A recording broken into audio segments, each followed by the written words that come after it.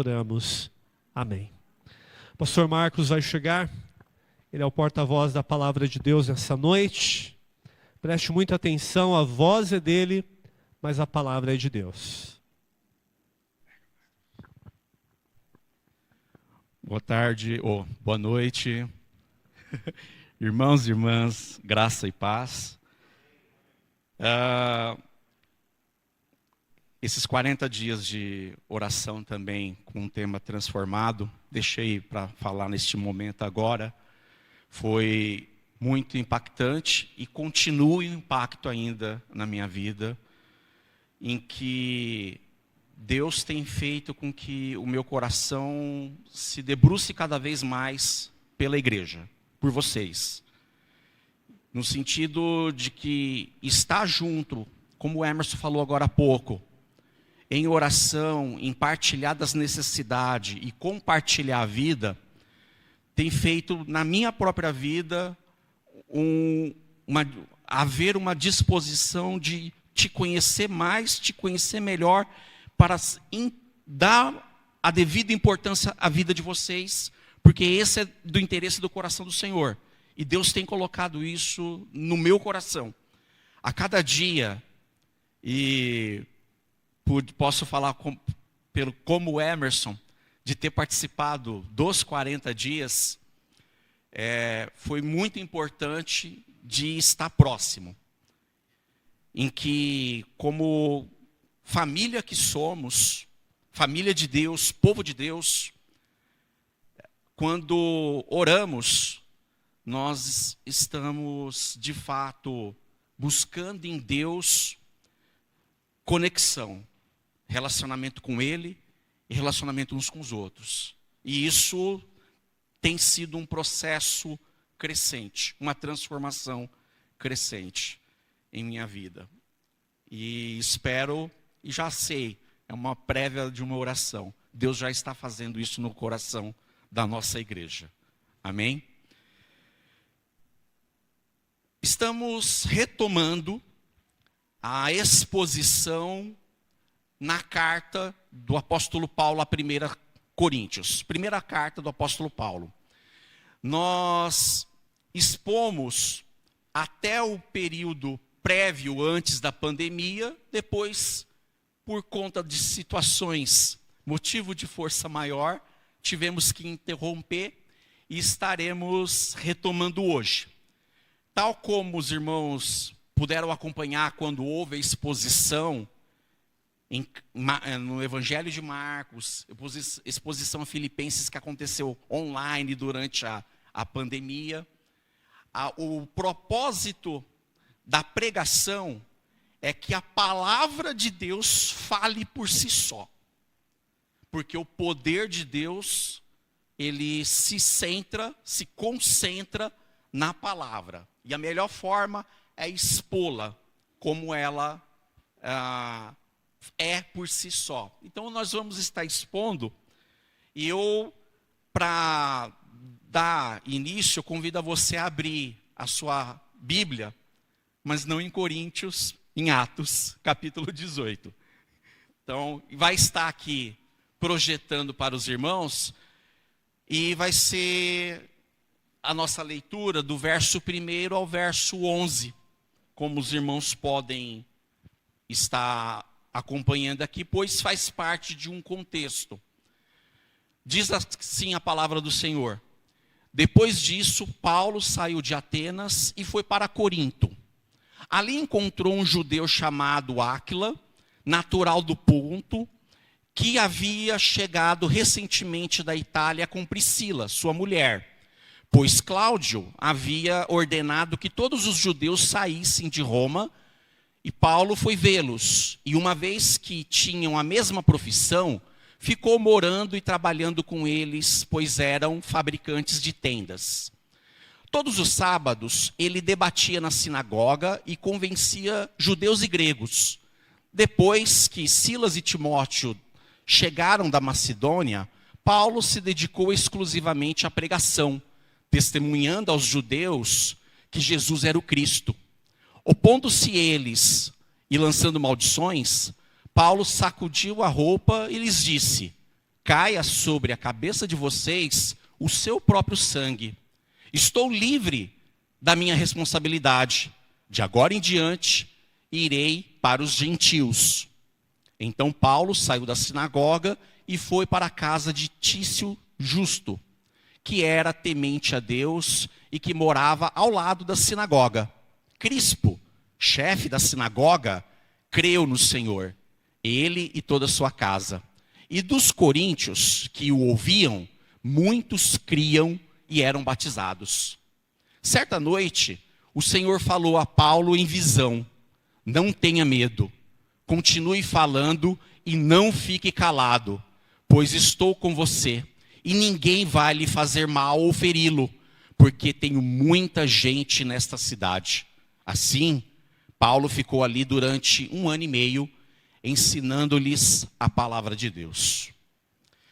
Pai, lemos a palavra do Senhor nesta noite e suplicamos que o Teu Espírito convença nossas vidas, dê clareza do Teu querer, que possamos, Senhor, à luz da Tua palavra, entender os desafios que constantemente ela propõe aos nossos corações.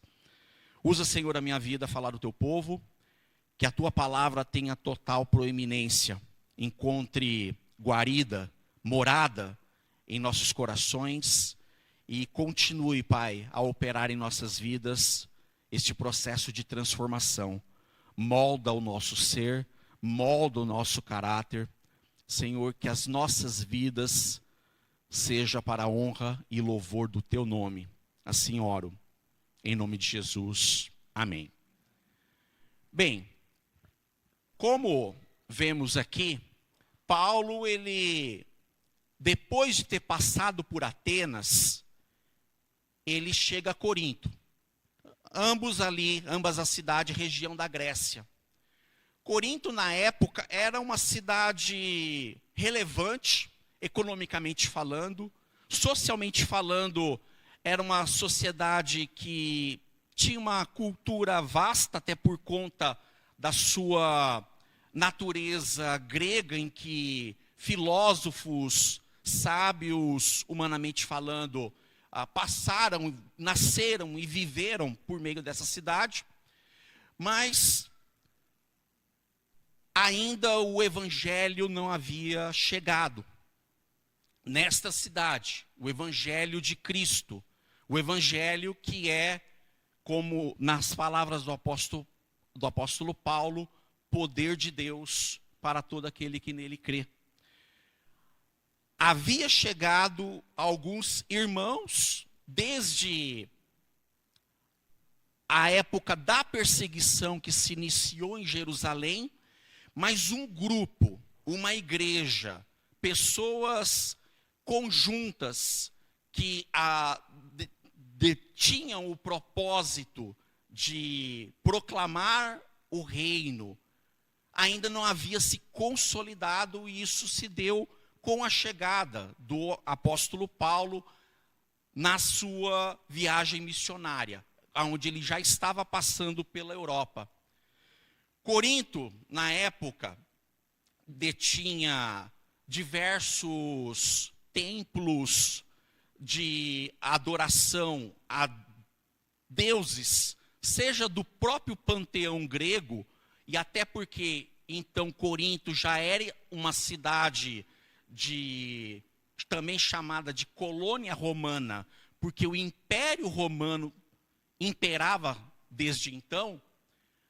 Houve uma miscigenação também com a própria cultura romana, em que havia liberdade de culto e adoração, mas por meio de um misticismo, e muitos desses cultos envolvia até uma certa imoralidade sexual. Havia, dentre os 12 templos em Corinto, um templo dedicado a uma deusa, Afrodite. O culto a Afrodite, que era conhecida como deusa da fertilidade, envolvia ter uma espécie de sacerdócio em que as sacerdotisas deviam ter relações com os fiéis numa forma de culto. Então, para fomentar fertilidade, não somente no sentido de procriação, mas de que a exploração sexual fosse como uma forma de culto também. Então, tudo era desvirtuado, tudo era promíscuo, muitas vezes, em que a cidade de Corinto, por fomentar tal situação, criou-se um termo entre eles chamado de corintianizar. Não confunda quem é adepto do Corinthians, mas que corintianizar significava ter relações sexuais na forma de culto. Um termo que até transcendia da cidade de Corinto, porque isso era latente em Corinto. Então, ou seja, a necessidade de transformação, e transformação essa que somente o Evangelho podia proporcionar, não acontecia.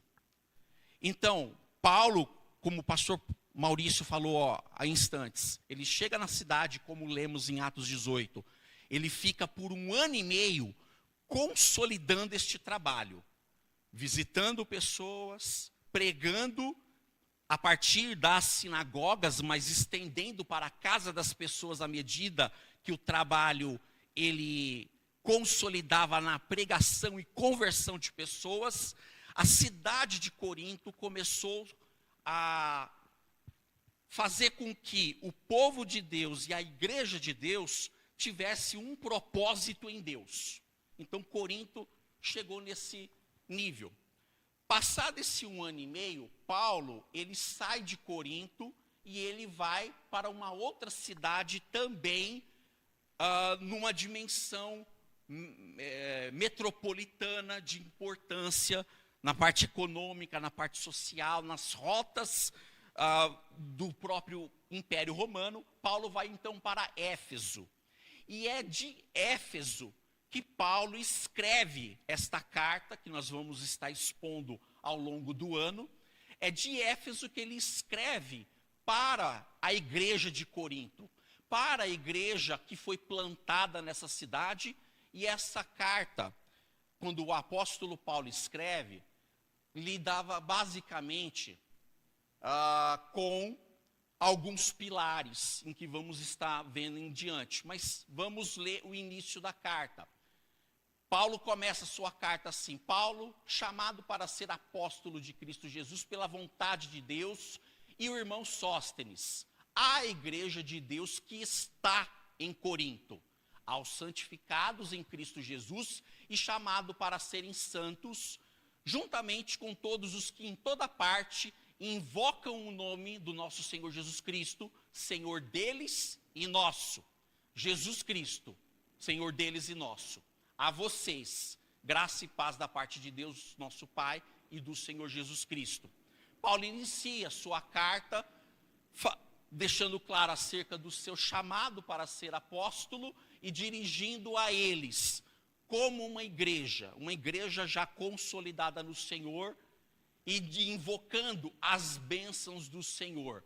Graça a vocês e paz da parte de Deus, nosso Pai, Senhor Deus e nosso. Paulo, na nossa divisão aqui, essa carta é dividida em 16 capítulos, e quando Paulo a escreve para tratar de alguns problemas que surgiram depois que o apóstolo Paulo saiu da cidade. Porque quando Paulo estava em Éfeso, chega-lhe notícias de problemas que surgiram depois que ele saiu.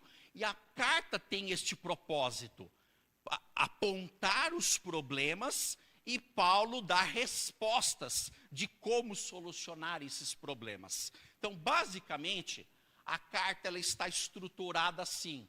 Capítulos 1 a 4, Paulo vai falar da divisão que surgiu no meio da igreja. A igreja começou -se a dividir, ter partidarismo, ter preferências, e o povo começou a se afastar, ou mesmo criar pequenos grupos nocivos, que acabavam tendo conflitos entre si. Paulo, então, escreve para tratar desse problema de divisão.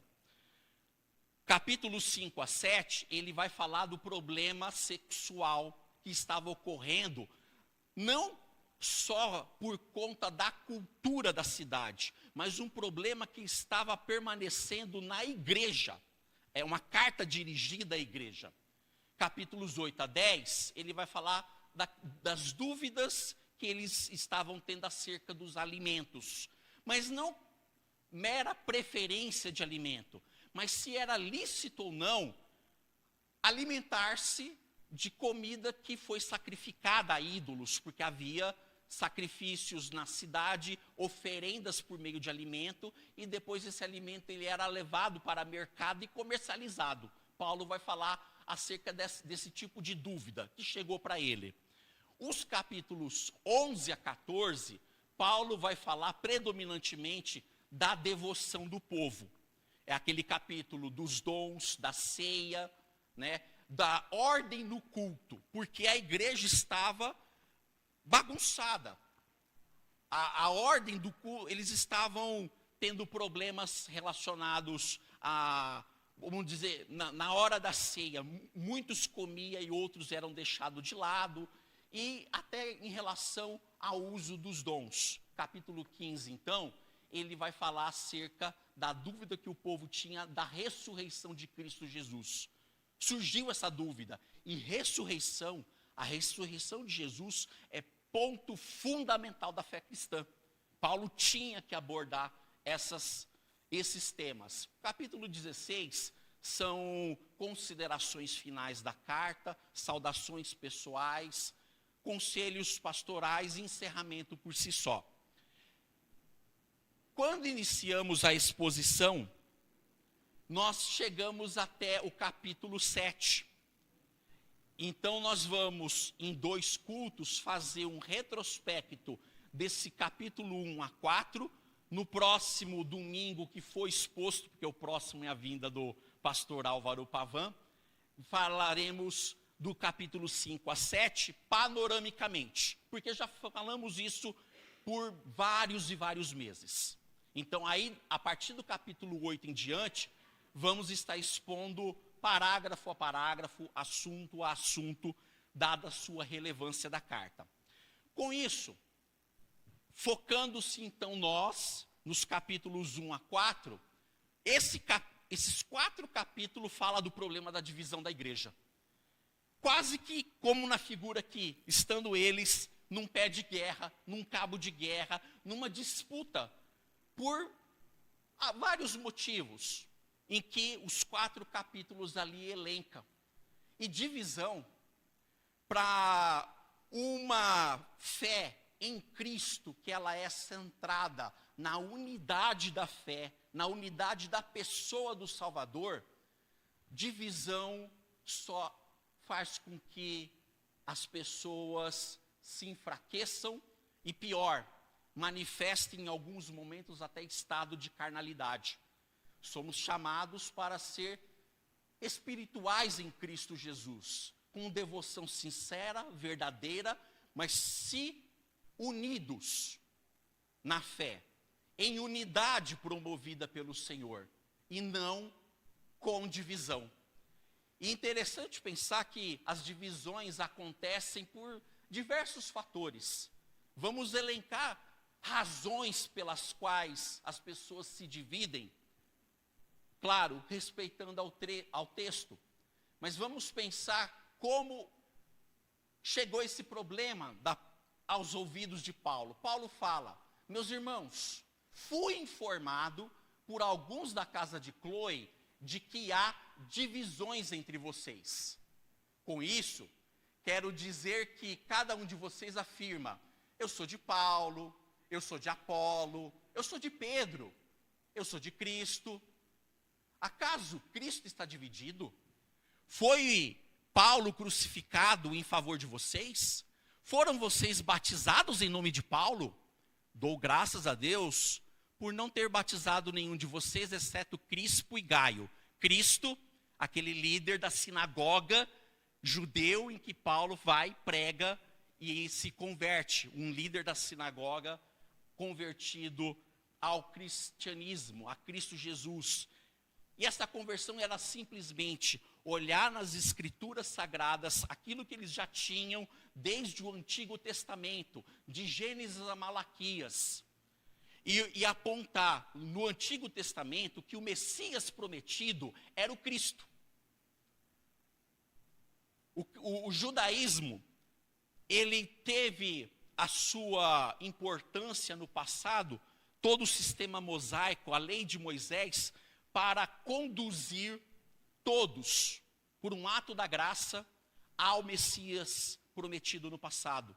E nós estamos aqui reunidos porque cremos no Messias que já veio. Então, o verdadeiro judaísmo, ele vai reconhecer o Cristo como o Messias, como o ungido do Senhor.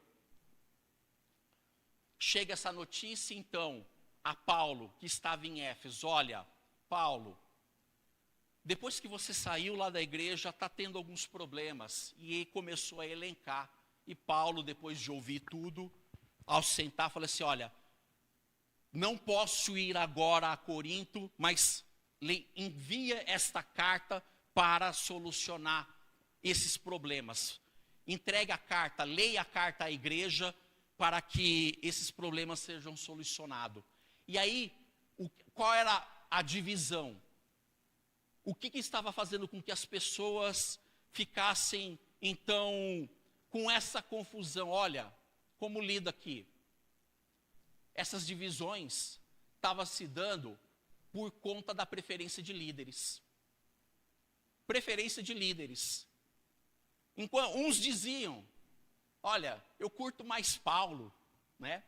Outros assim: ninguém discursa como Apolo. Apolo, ele era conhecido por uma eloquência na fala, poderoso na pregação, pela maneira como dirigia o povo. Paulo, ele era muito pastoral. Quando se fazia presente, ele era uma pessoa dada às pessoas, se servia inclusive com as próprias mãos.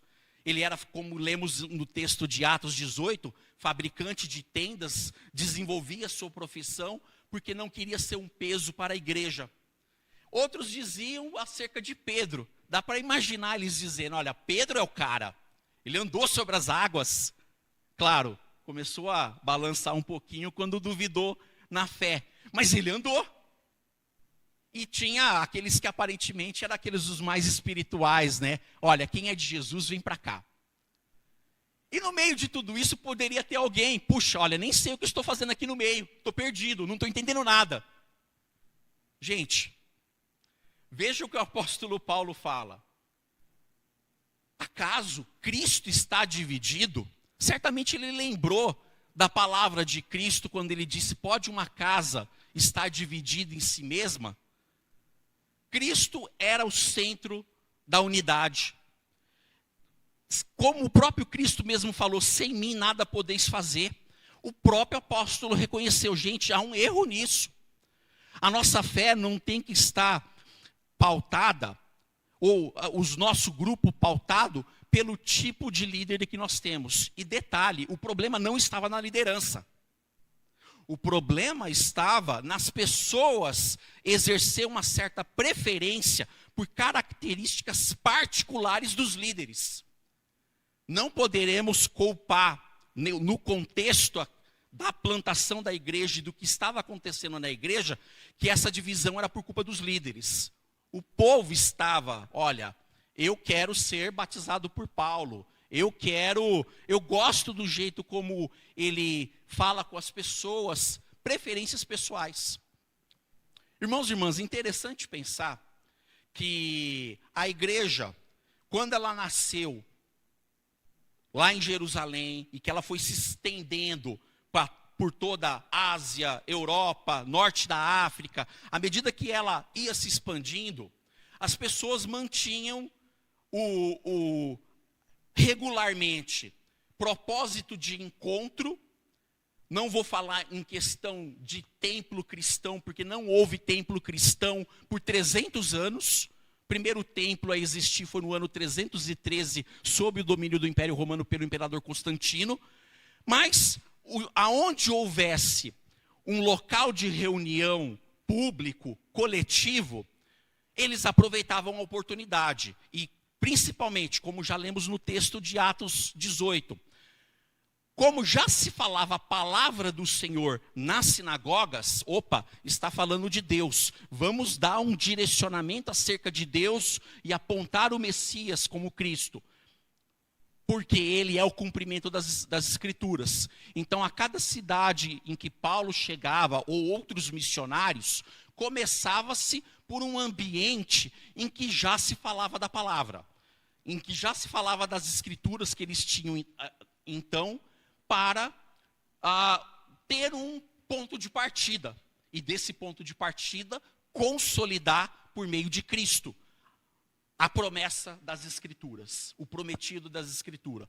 Então, preferencialmente, iniciavam-se pelas sinagogas, mas não se limitava às sinagogas. Se houvesse um grupo de oração à beira-rio, olha, tem um grupo ali, vamos lá. Até mesmo em ambientes da própria cidade, areópagos, teatro, porque era muito da cultura da época, de várias cidades, as pessoas se reunirem para desenvolverem pensamento de forma pública. O missionário, seja Paulo, seja Apolo, o casal Priscila e Áquila, chegavam, ouviam e quando era dada a oportunidade de palavra, aproveitavam a oportunidade. Já temos um ensinamento interessante a respeito disso, que com sabedoria, com diligência, perceber que há oportunidade de falar, Paulo, como escreveu a Timóteo, fale a tempo e a fora de tempo. Temos que aproveitar a oportunidade. E estamos hoje falando acerca do que a igreja está desenvolvendo acerca dos pequenos grupos. O que podemos aprender com isso? Que temos que ter cuidado, semelhante, como diz escrito na carta, que não temos que nos atentar por preferência de líderes. O poder está em Deus, amém? Jesus Cristo é o centro da pregação, o centro da fé e o centro das nossas vidas. Mas claro, quando lidamos com despertar e desenvolver lideranças, cada um vai ter a sua particularidade. Vamos nos dividir por causa disso? Não. Paulo falou que esse tipo de divisão é reflexo de carnalidade. Ele vai falar isso lá no capítulo 3. A gente tem que entender que a igreja, que ela é una na fé, centrada no Senhor, ao mesmo tempo que ela é multiforme na sua manifestação, nós temos que ter, como o apóstolo Paulo fala no capítulo 1, um mesmo pensar, ter unidade, concordância, concórdia, um mesmo pensar e ter um mesmo senso de julgamento, de discernir com unidade, com concordância. Ele desenvolve ainda esse pensamento no capítulo 1.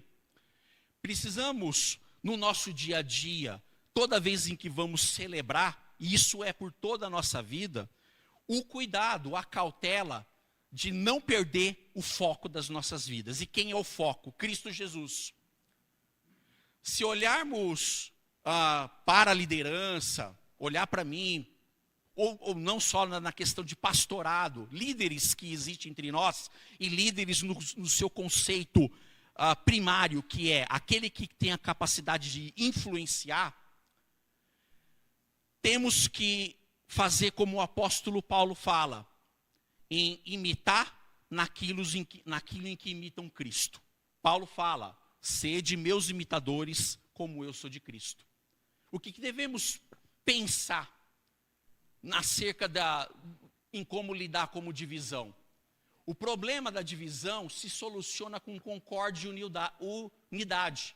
que não significa uniformidade. Não é algo em que todo mundo veste um uniforme e todos agem da mesma forma.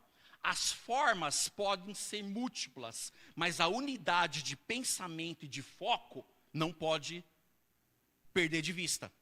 Então, assim, unidade não significa uniformidade, mas que na diversidade haja unidade. Aí sim vamos estar caminhando para um amadurecimento. Os líderes devem ser amados e apoiados pelo seu trabalho, tanto na igreja quanto em um PG. O apoio é pelo amor ao Senhor. E todo esse amor envolve o cuidado em seguir uma liderança que imita Cristo. Não podemos perder isso de foco. Quando imitamos Cristo, as obras, as atitudes precisam ser imitadas para consolidar maturidade. É a nossa proposta. Conduzir a igreja em maturidade cristã.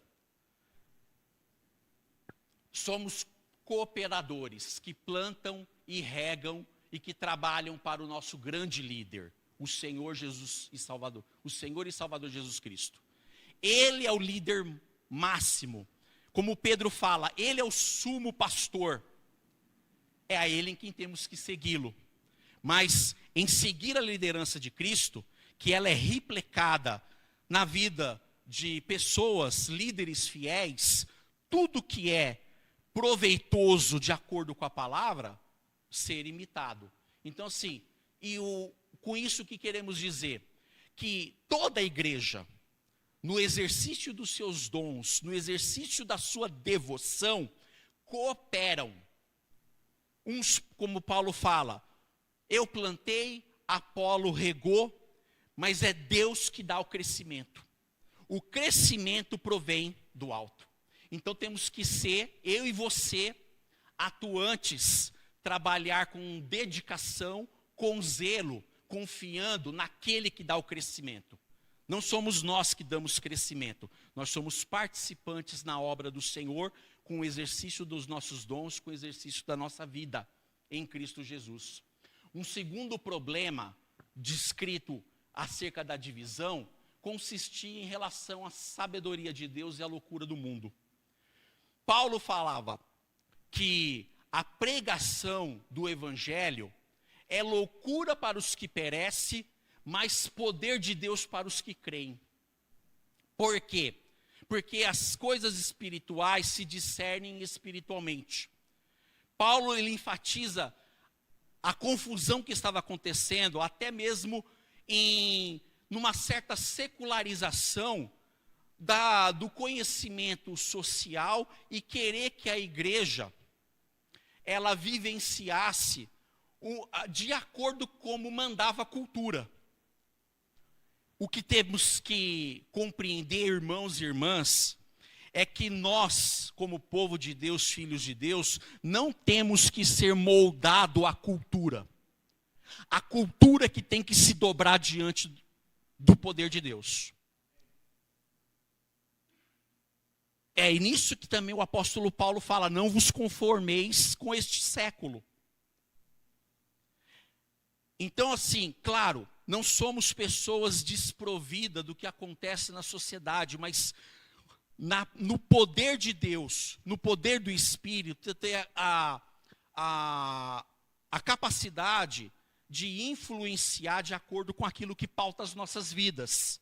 A sabedoria de Deus consiste no poder da sua palavra, no poder da pregação, no poder que há no Evangelho, que salva, transforma e dá vida eterna a todos os que creem. E isso, Paulo fala, para o homem natural é incompreensível. Mas para aquele que crê, para aquele que confia, isso é sabedoria de Deus, é poder de Deus.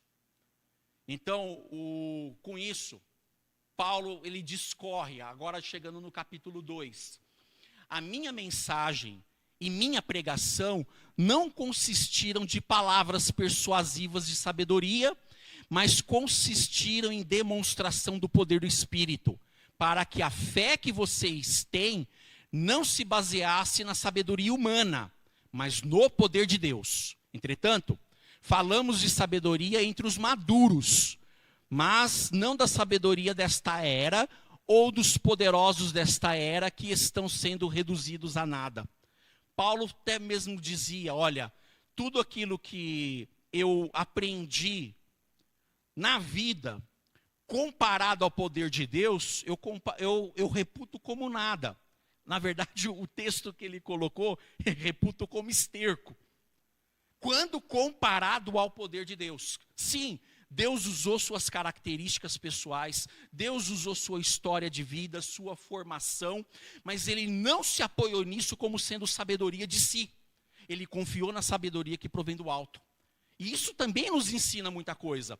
Deus vai usar as minhas características, a minha história de vida, de formação, do pastor, de todos vocês, Lucas, Marcelo. Deus vai usar a nossa história, mas vai fazer, como eu disse um pouquinho antes, quando nós nos dobrarmos, nos render a Cristo Jesus, em vida, em renúncia, em santidade, Ele vai moldar de acordo com o seu querer, de acordo com a sua vontade, para que o poder de Deus que habita nesse vaso de barro se manifeste pela glória que há no Evangelho. O poder consiste no Evangelho, na boa notícia. O poder consiste no Cristo vivo e ressurreto. Por isso que nesse sentido que Paulo fala, eu não vos dirigi a vocês com sabedoria humana, com eloquência, mas eu fiz questão de, ao me dirigir a vocês, seja de uma forma presencial naquele 1 ano e meio, ou pelas cartas, deixando muito claro que se não for Deus em nossas vidas, não há maturidade, não há transformação. A Ele toda a honra, toda a glória, todo o louvor.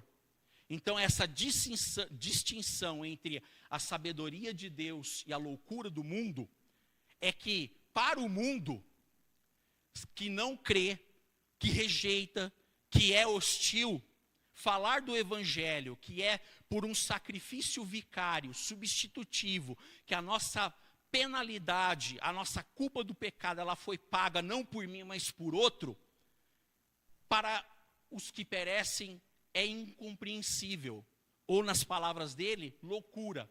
Paulo assim discorre, olha, os judeus pedem sinal, os gregos pedem sabedoria, mas nós pregamos Cristo crucificado, escândalo para os judeus, loucura para os gregos, porque aprove a Deus a salvar os que creem pela loucura da pregação. Deus assim decidiu que essa pregação, que quando não compreendida por aqueles que perecem, manifeste o poder de Deus aos que creem, porque atribuem não a nós, não a nossa obra, não aos nossos feitos, mas na obra daquele que pagou a nossa dívida. Dívida paga, dívida quitada, uma nota promissória impagável por nós que foi paga por Cristo. Essa mensagem da pregação é o poder do Espírito, né? E é o que que Paulo chama de sabedoria de Deus. Pois quem dentre os homens conhece as coisas do homem, a não ser o Espírito do homem que nele está? Da mesma forma, ninguém conhece as coisas de Deus, a não ser o Espírito de Deus. Verso 14, quem não tem o Espírito não aceita as coisas que vêm do Espírito de Deus, pois lhes são loucura, e não é capaz de entendê-las porque são discernidas espiritualmente. Deus faz com que eu e você compreendamos a sua palavra, e não pelo nosso próprio intelecto, mas pelo seu Espírito que convence o nosso coração do pecado, da justiça e do juízo. Deus opera em nós o fazer como eu orei a princípio. Deus, que o Senhor nos dê a compreensão da tua palavra, para que nos sujeitemos, confiemos em ti e sejamos transformados pelo desafio que ela propõe. O que fazemos com tudo isso na vida? A palavra de Deus, ela é revelada em Cristo, e este crucificado. É a mensagem da cruz, que para quem rejeita, pode parecer loucura, mas na minha e na sua vida, é manifestação de poder de Deus. Este é o ponto central da nossa fé. e deve ser o ponto central das nossas vidas. A cruz de Cristo, a sua morte, a sua ressurreição, ela deve ser a base da nossa fé e do nosso viver em tudo, das nossas vidas, família, no nosso ambiente de trabalho, no servir à igreja, no reunir, no celebrar, no ensinar. Se não for pelo que Cristo fez por nós na cruz do Calvário, quando o apóstolo Paulo vai falar lá no capítulo 15, é vã a nossa pregação e é vã a nossa fé, se não crermos na ressurreição de Cristo, na obra feita por Ele na cruz do Calvário. E essa sabedoria é única e eficaz para combater a loucura do mundo. Não temos que procurar outro evangelho, mas o evangelho que anuncia Cristo Jesus, que sim, foi pelo que Ele fez na cruz, que é para a nossa salvação, para atrair para o Pai e para que vivamos de glória em glória, até o último dia em que há de consumar a nossa transformação, em que seremos glorificados e estaremos com o Senhor para todo sempre. Ou seja, o que o mundo chama de loucura, Paulo e a Bíblia fala, é a pregação do Evangelho, o poder de Deus. Não percamos isso de vista. Um terceiro ponto que ele fala acerca da divisão, é a igreja dividida quanto à espiritualidade e carnalidade do crente. Paulo fala, e aí assim, discorrendo, irmãos, não lhes pude falar como a espirituais, mas como a carnais, como crianças em Cristo. Mas veja o detalhe lá no início, ele chama de irmãos. Estava falando para convertidos, estavam falando para crentes, mas que havia os que eram espirituais e os carnais. Dei-lhes leite e não alimento sólido, pois vocês não estavam em condições de recebê-lo. De fato, vocês ainda não estão em condições, porque ainda são carnais. Porque, visto que há inveja e divisão entre vocês, não estão sendo carnais, não estão agindo como mundanos. Pois quando alguém diz, sou de Paulo, e outro, sou de Apolo, não estão sendo mundanos?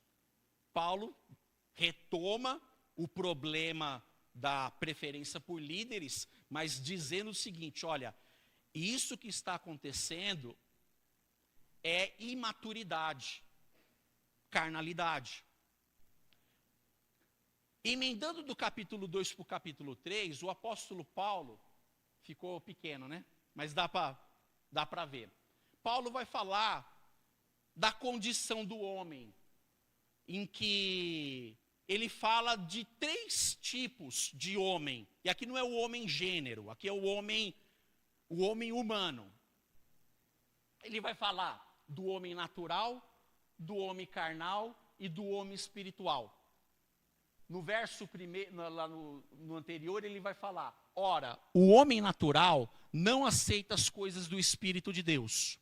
Depois ele vai falar acerca da condição carnal. E eu, irmãos, não vos pude falar como a espirituais, mas como a homens carnais. E depois ele vai falar, mas o homem espiritual julga todas as coisas, pois, como ele fala, nós temos a mente de Cristo. Através do Espírito habitando as nossas vidas, nos convencendo, nos convertendo, nos direcionando. Desses 3 tipos de homem, o natural, o carnal e o espiritual, quem desses aqui seria o não convertido, o não cristão? O natural, outra opção. De fato, o natural aqui é o não convertido. Aquele que, ao ouvir do evangelho, lhe parece loucura. Mas, ainda que do carnal e do espiritual, Paulo os chama irmãos. Não vos pude falar como a espirituais, mas como a carnais.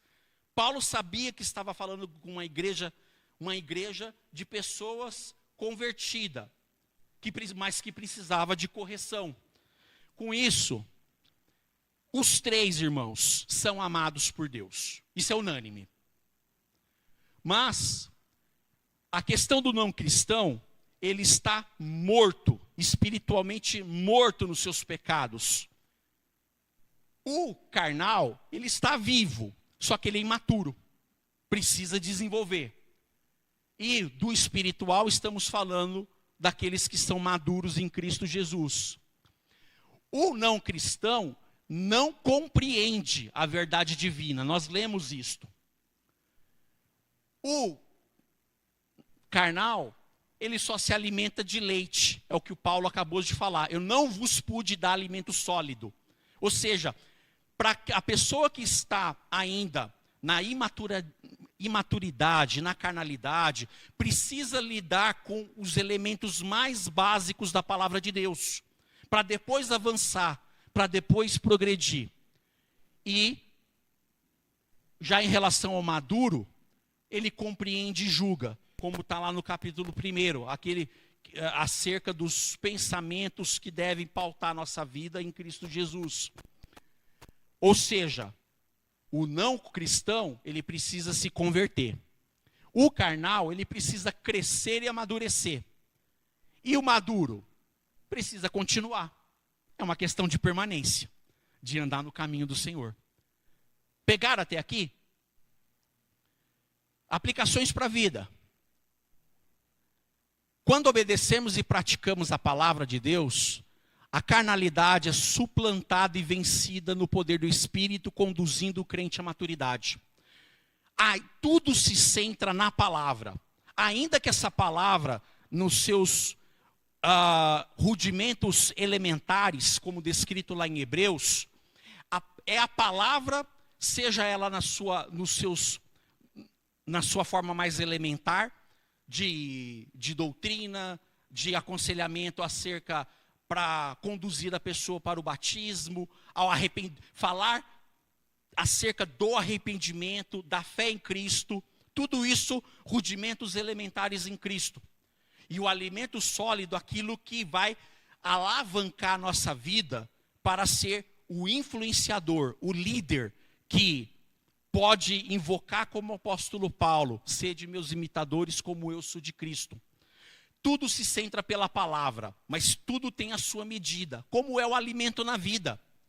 A criança, quando nasce, o bebezinho, ela não pode comer uma feijoada, ela não pode comer um sarapatel, precisa de leite, leite materno, que tem todos os elementos essenciais para o seu desenvolvimento naquela fase.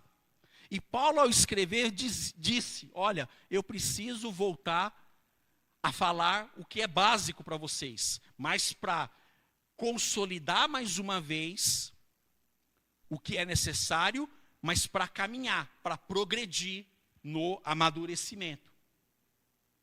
O crente espiritual edifica sua vida trabalhando com qualidade sobre o fundamento certo. Esse fundamento certo é Cristo.